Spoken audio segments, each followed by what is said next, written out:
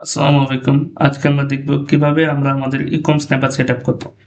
তো প্রথমে আমরা আমাদের এক্সটেনশন বাটনে ক্লিক করে ইকম স্ন্যাপার এক্সটেনশনটাকে পিন করে দিব। এরপর ইকম স্ন্যাপার এক্সটেনশনে ক্লিক করে আমরা লগইন করে নিব।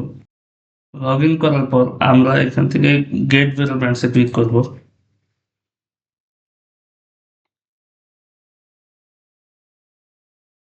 এটা কমপ্লিট হওয়ার পর আমরা সবসময় চেক করব যে আমাদের ভেরো প্রোটেকশন অন আছে কিনা।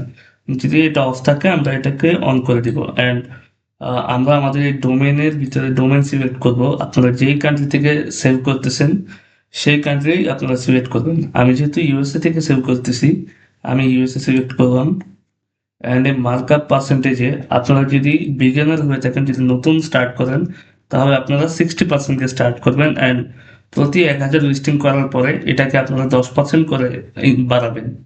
আর এই এন্ড প্রাইসে আপনারা যে কোনো এন্ড প্রাইস রাখতে পারেন। আর এখন আমি আপনাদের দেখাবো যে আপনারা আপনাদের এই ওয়াটারমার্ক কিভাবে রিমুভ অথবা অ্যাড করবেন। যদি রিমুভ করতে চান তাহলেও সেম প্রসেস, অ্যাড করতে চাইলেও সেম প্রসেস।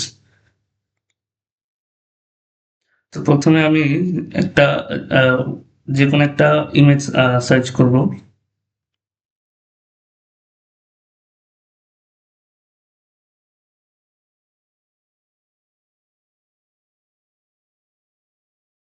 ইমেজ সার্চ করার পরে সেই ইমেজে রাইট ক্লিক করে কপি ইমেজ অ্যাড্রেসে ক্লিক করব।